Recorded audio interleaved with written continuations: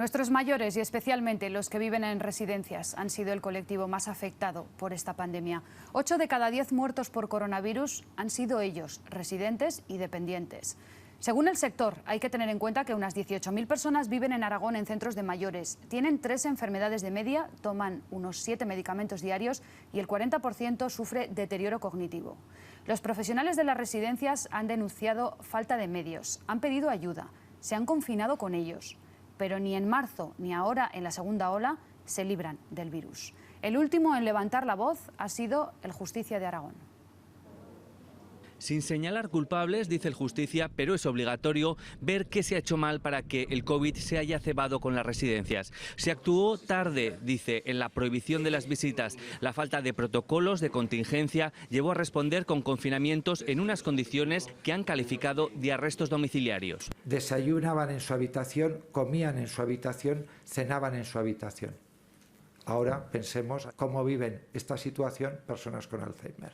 Ha habido supuestos, el lugarteniente los denomina de cuasi arrestos domiciliarios, pero hay que quitar en muchas ocasiones el cuasi y han sido auténticamente arrestos domiciliarios. Todo ello consecuencia de la falta de espacios, recursos y personal, afirman. El 85% de las residencias necesitaron contratar gente, compitieron robándose trabajadores e incluso buscando a personal sin formación. Personal de usar y tirar. Y a eso añade residencias con escasa relación con sus centros de salud, en ocasiones inexistente.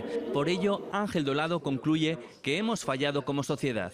Pero sobre todo necesitamos hacer un pacto intergeneracional.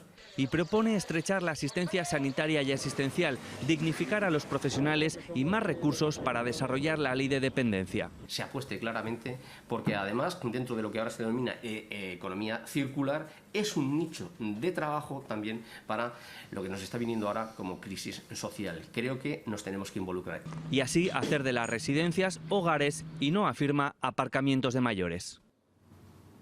Pues de todo ello hablamos ya con la consejera de Derechos Sociales y Ciudadanía, María Victoria Broto. Buenos días, bienvenida. Hola, buenos días. ¿Qué le parece el informe realizado por el Justicia de Aragón? El informe realizado por el Justicia, que dice muchas cosas, tiene 127 páginas, me parece una visión que tenemos que tener en cuenta. Que la tenemos que tener en cuenta los poderes públicos, la administración y también la propia sociedad. Es un informe que se basa, por una parte, en visitas y encuestas realizadas a las residencias. El proyecto que tenían era hacer visitas, luego lo tuvieron que dejar debido a la pandemia con fundamentalmente encuestas. Habla de todo lo que se ha hecho, lógicamente tiene en cuenta las quejas que han llegado al Justicia y plantea pues, como final una serie de conclusiones. Claro, cuando oímos en las medios de comunicación lo que se dice sobre este tema, en la propia intervención pues hacemos un resumen del mismo. Y ahora, cuando oíamos el resumen, vemos una propia contradicción. Cuando dice el Justicia, por una parte, que las residencias se tendrían que haber cerrado antes las visitas y, por otra parte, que tenemos a las personas mayores confinadas. Y todo esto yo creo que hay que analizarlo en la situación en la que se vivió. Hablamos de una pandemia que es una infección contagiosa que fundamentalmente a quien más ataca es a las personas mayores, que además las personas mayores, que se ha dicho con muchas dolencias, que son personas que tienen, pues muchas de ellas, varias enfermedades, algunas con problemas cognitivos, esas personas tienen mucho riesgo cuando el coronavirus pues llega a su cuerpo.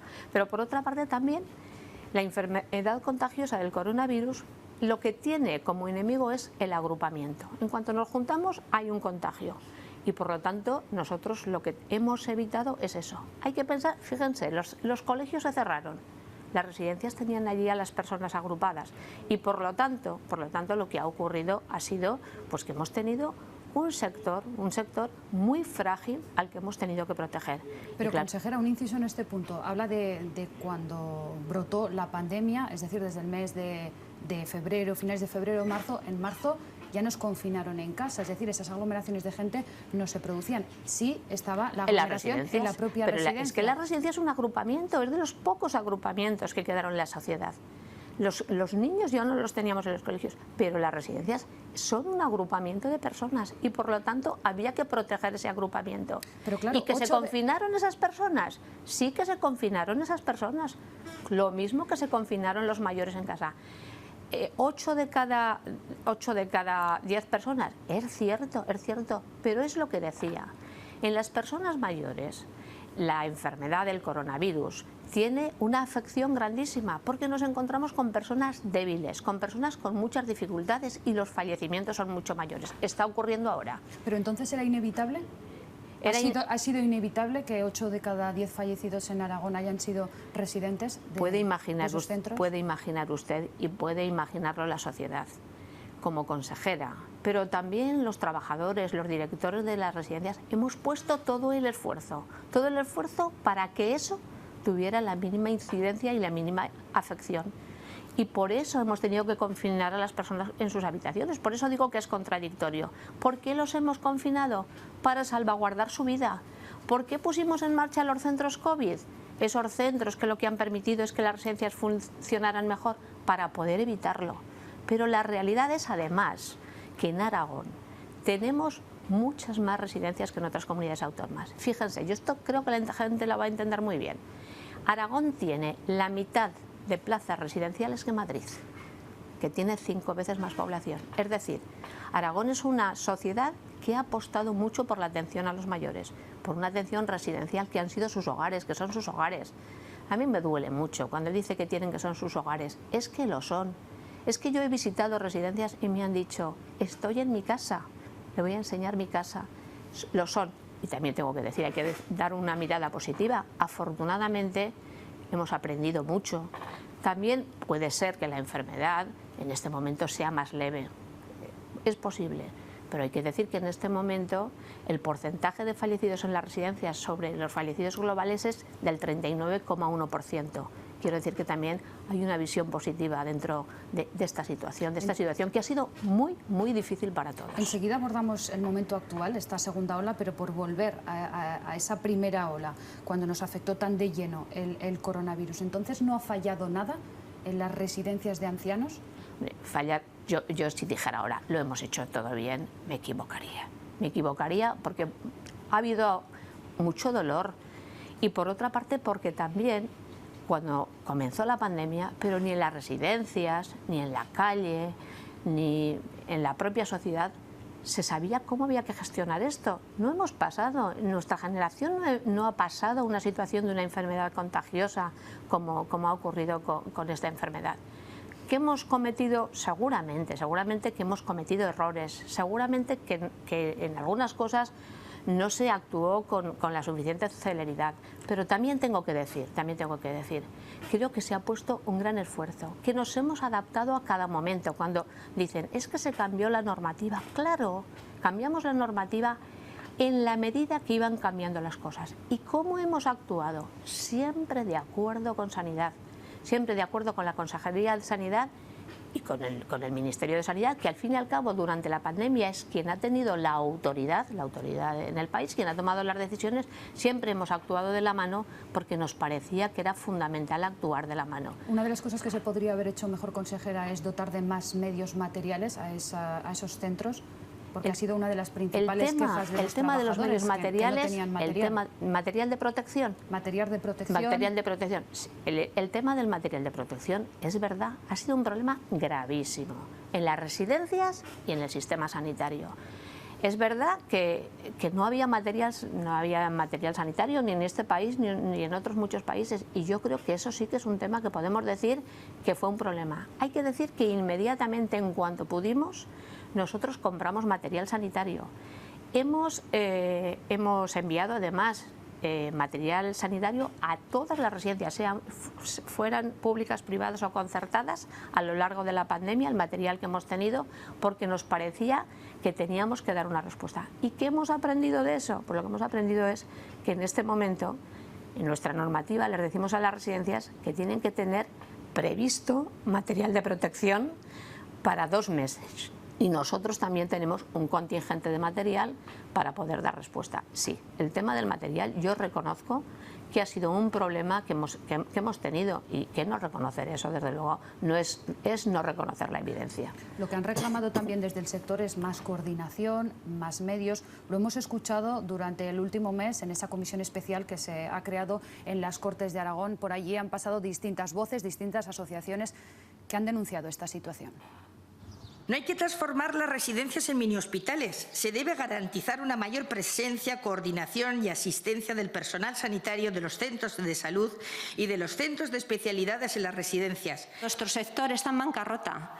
Llevan meses en números rojos. Pueden comprobar la cantidad de préstamos ICO solicitados por nuestras pymes. Según estemos en Huesca o en Zaragoza, la manera de proceder en la gestión de algo tan común como es el cobro de las plazas concertadas a distintos procedimientos. Esa comisión en las Cortes se creó para redefinir el modelo, para reflexionar sobre el modelo de centros de mayores, sobre las residencias de ancianos que hay actualmente en la comunidad, porque la normativa, el modelo es del año 1992. Estamos escuchando muchas quejas, muchas denuncias por parte del sector, esa falta de medios, esa necesidad de coordinación. Incluso en esta última intervención escuchábamos la diferencia de pagos de una provincia a otra dentro de la comunidad autónoma.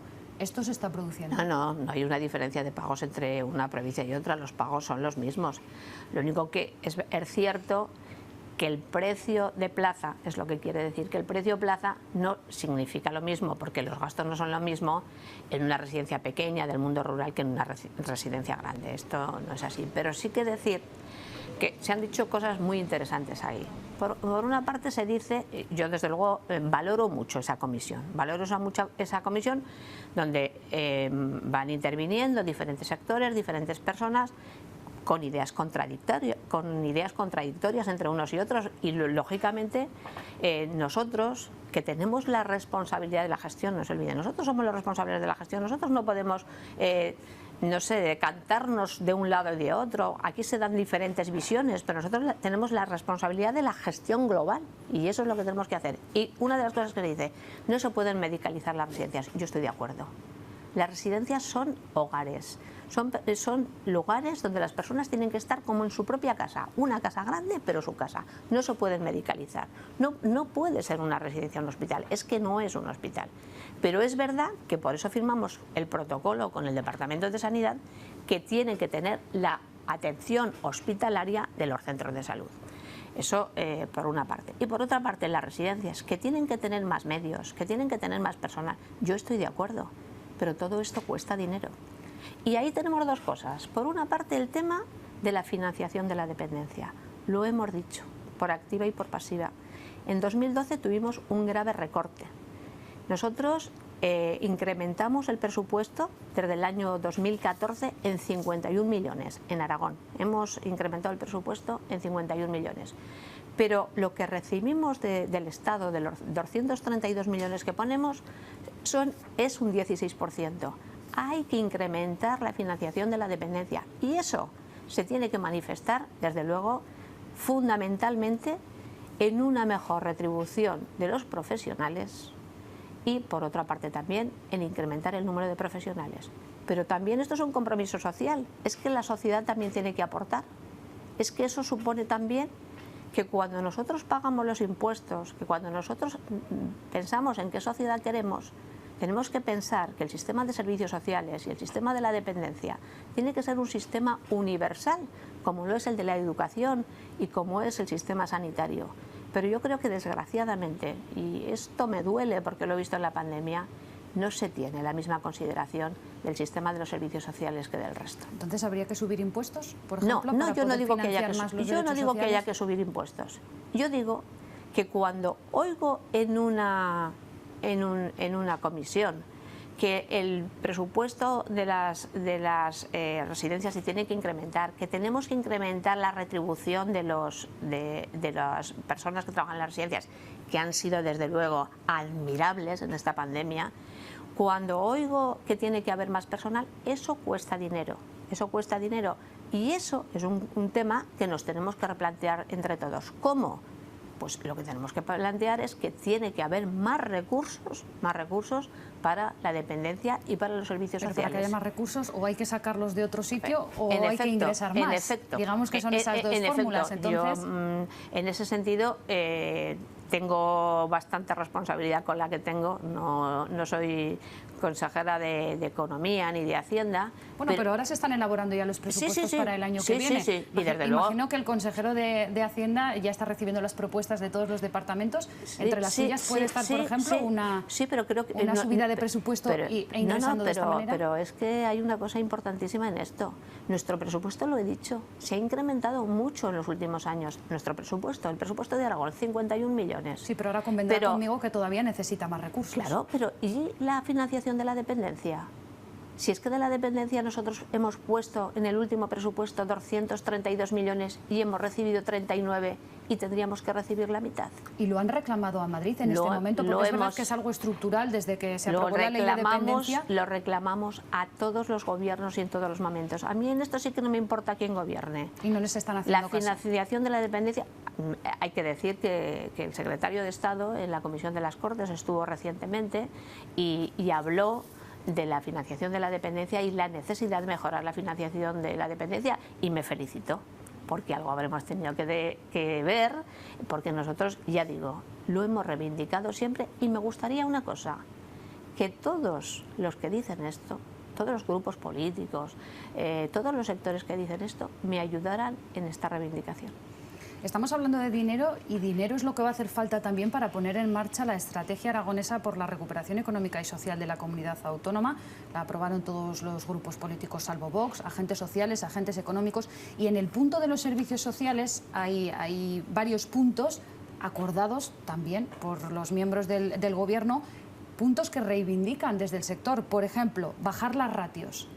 ¿Cómo lo van a hacer? Bajar las ratios de las residencias. De las residencias. Sí, pues eso es que esto es lo que estaba comentando. Bajar las ratios, tenemos que aprobar una nueva ley de... Pero la pregunta que se pueden estar haciendo muchas familias es ¿cuándo? Porque es una reivindicación de todos, un reconocimiento colectivo de que sí, que hay que bajar las ratios, pero ¿cuándo? Pues ¿cuándo? Pues cuando tengamos recursos para poder llevar a cabo esto. Porque si tenemos el presupuesto que tenemos del Gobierno de España, hay una reflexión que le voy a hacer a usted y a la sociedad. Si tenemos el mismo dinero y tenemos que bajar las ratios, podemos elegir una cosa. Aquí hay que elegir una cosa si tenemos el mismo dinero: atender a menos gente. Yo no estoy dispuesta a atender a menos gente. Y este Gobierno no está dispuesto a atender a menos gente. Este Gobierno lo que va a pedir y reivindicar es esa mejor financiación. Y hablando de residencias, me va a permitir que dé una noticia que para mí ha sido muy importante, porque no esperábamos que este mes de agosto pues tuviera la dureza que ha tenido. La transmisión comunitaria ha tenido como consecuencia el que haya problemas en la residencia. Comenzamos con 2 residencias con un problema grave, que eran la de Munébrega y la de Chimillas en Huesca. La de Burbaguena, perdón. Burbaguena, uy, Munébrega, ahora se estarán pensando en la de Burbaguena y la de Chimillas. Pues hoy esos brotes ya están cerrados. No tenemos brotes en esa residencia, ha terminado, ya pueden ingresar a nuevos residentes, y hace más de 28 días que no han tenido un positivo. Pero es verdad que ha habido otros, Alcoriza, Alcañiz. Sí, es verdad que ha habido otros, y ahí hay que decir una cosa. En cuanto hay transmisión comunitaria en la sociedad, y eso ya lo hemos visto, ¿qué ha ocurrido? Pues que esa transmisión comunitaria ha llegado a las residencias. Y incluso a residencias donde no había llegado el virus cuando estábamos en la primera ola. Eso se ha producido. Y yo allí siempre pienso que es posible que en esas residencias donde no hubo ningún problema, a lo mejor la confianza, porque aquí la confianza no sirve. Y tomar medidas es muy duro, es muy duro, porque exige una organización de las residencias, que lo han hecho, y que además es verdad que también hemos ido adaptando las medidas a la situación sanitaria, y ha sido muy complicado. Yo comprendo que los directores de las residencias tenerse que adaptar a la normativa de acuerdo con la sanidad ha sido muy duro. Pero sí que hay que decir en ese sentido que me decía, que lo que hemos hecho en este proceso, yo creo que ha sido importante. Hemos tenido más material de protección, pero a lo mejor es posible también que en las residencias donde hubo brotes haya algo más de inmunización. No entiendo de sanidad, pero es una cuestión que a veces me he planteado. Y es verdad que tenemos esos brotes, no podemos negarlo. Y por eso el esfuerzo que estamos haciendo cada día, adaptando la normativa, desde luego yo tengo que decir que ha sido un esfuerzo, vamos, tremendo, sin un momento de descanso desde marzo. Por la vulnerabilidad de estas personas, de los mayores que están en las residencias, por la realidad que estamos viendo, también por los datos que se siguen produciendo y las muertes que se siguen produciendo en esta segunda ola en los centros de mayores, ¿se plantea el departamento en algún momento pedir limitar las visitas a las residencias? ¿Más todavía, incluso prohibirlas en algún caso? Hombre, es que les hemos prohibido en algunos momentos. Pues en este momento no nos hemos planteado más que una cuestión. Ya digo que la normativa la vamos adaptando en todo momento a la situación sanitaria. Y ya digo, en algún momento, cuando es posible abrir la mano, cuando es posible que haya visitas, lo permitimos. Por eso cuando dice la justicia, lo que dice, creo que él es consciente de que la normativa la hemos transformado. Si nos lo hemos planteado, ya digo, nos vamos adaptando a la situación sanitaria. Sí que nos hemos planteado una cosa, que son las fiestas. Que son las fiestas del Pilar. Estamos reflexionando sobre este tema, tomaremos medidas, porque lo que es indudable es que los días de las fiestas patronales en muchas localidades han supuesto el que no nos hemos dado cuenta de que las fiestas, que son un motivo de encuentro, de compartir, no se pueden celebrar. Es que no se pueden celebrar. Es que compartir es el enemigo de esta pandemia. Entonces, ¿qué se podrían estar planteando para esas no fiestas? Es el concepto en el que intentamos insistir todos, también los medios de comunicación. ¿Qué medidas estarían sobre la mesa? Desde el punto de vista de la residencia, estamos estudiando el que blindemos las residencias en las fiestas del Pilar concretamente. Pero hablamos, por ejemplo, de confinar al personal de las residencias durante, por ejemplo, esa semana de fiestas. Hombre, confinar al personal me parecería muy duro. Confinar el personal. Entonces, ¿cómo se blinda la residencia? Ya digo que sacaremos la normativa, estamos analizando siempre con Sanidad, estamos negociando con el Departamento de Sanidad cómo hacerlo. Desde luego evitaremos en todo lo que podamos el que los residentes puedan estar en peligro y, claro, desde luego lo que se tiene que evitar es pues que celebremos las fiestas y que la celebración de las fiestas tenga como consecuencia pues el que haya contagios. La mejor manera de celebrar las fiestas es protegiendo y nosotros como gobierno tenemos la obligación de conseguir esa protección. ¿Se plantea en algún momento hacer test masivos a, por ejemplo, los trabajadores de las residencias de mayores? Por ejemplo, Galicia. Estamos haciendo test en todas aquellas residencias que tenemos un caso positivo, un brote. Ya saben que un brote es una sola persona. De hecho, en los datos de la semana pasada, en 16 residencias solo teníamos algún trabajador. Entonces, inmediatamente hacemos los test a estos trabajadores, las PCR a estos trabajadores son preferentes y a los residentes también de estas residencias. Y por supuesto tenemos que continuar haciendo pruebas a los residentes pues para evitar y para lograr la organización de las propias residencias. Pero en cualquier caso no serían test masivos, los llamados test masivos a todos los trabajadores, sino solamente cuando se detectara un positivo. Nosotros en este momento lo estamos haciendo de esta manera, pero no descarto que en un momento determinado llevemos a cabo. Es que decir, no se plantean hacer test masivos en este momento y mañana no tenemos planteado esos test masivos, porque entre otras cosas, como digo, en Aragón tenemos un porcentaje muy alto de residencias, ya digo, la mitad que Madrid, tenemos 288 residencias. Tenemos 8.900 trabajadores, pero desde luego estamos haciendo las pruebas a los trabajadores y exigiendo también las pruebas a los trabajadores cuando vuelven de vacaciones. El Colegio Profesional de Trabajadores Sociales de Aragón pidió ayer en las Cortes que el Gobierno de Aragón cree algún tipo de prestación transitoria entre el periodo que uno puede cobrar el ingreso mínimo vital que está sufriendo retrasos en la tramitación de los expedientes, y los que no pudieron pedir en su momento el ingreso aragonés de inserción porque dejó de estar activo, porque entró en funcionamiento el ingreso mínimo vital. Es verdad que ciertas familias sí que seguían cobrando el ingreso aragonés de inserción, que ya lo tenían concedido, pero las que no pudieron solicitarlo y están a la espera del ingreso mínimo vital se han quedado en una especie de limbo sin recursos. ¿Les van a atender o van a estudiar esta solicitud de crear esta prestación, digamos, similar, transitoria? Bueno, lo más importante que hay que decir que dice, algunos no. Todas las personas que están cobrando el ingreso aragonés de inserción lo siguen cobrando. Y eso es lo que garantizamos en el decreto ley porque nos preocupó mucho.